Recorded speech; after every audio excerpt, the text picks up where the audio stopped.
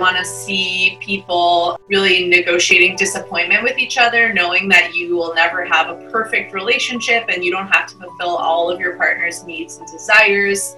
It's really disappointing when that doesn't happen, but that's just real life. And so to navigate that gracefully, I want people to have those tools and to see that being done on camera so that they understand how to navigate it within, their own lives. I want to see more, people having non-judgment about other ways of being sexual and being in relationship instead of pathologizing or stigmatizing, like cuckolding or open relationships of any kind or kink.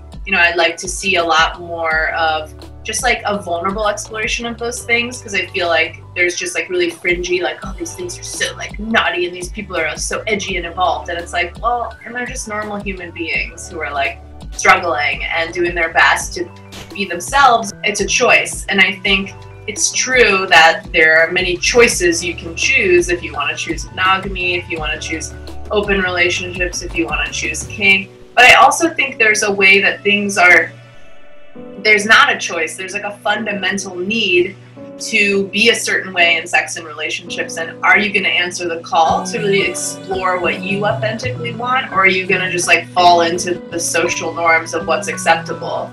So I think there's like really an embracing of, there's so many right ways to be sexual and to be in relationship, and a lot of people are drawn to very particular things, whether that be more like very, very solid, clear, traditional relationship, or something a bit more exploratory, but that still has the safety and security because of the emotional vulnerability and the communication, really honest exploration journey. So I would just like to see a lot more of that.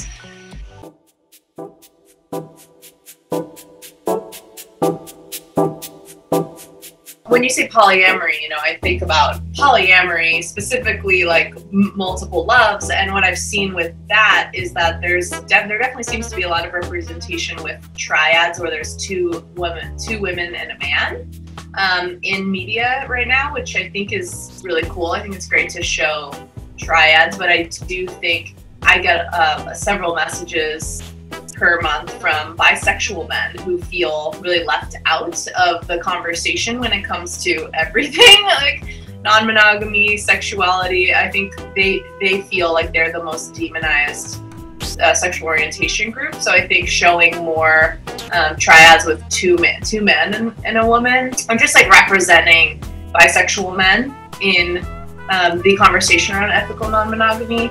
So that's polyamory. And then, open relationships and ethical non-monogamy are more of like this vast umbrella that doesn't necessarily mean love with multiple people, but it's like, maybe, we're a married couple and we have a swinging, couple that we hook up with every month or something, or each of us goes and pursues, more of like a casual relationship outside of our primary partnership.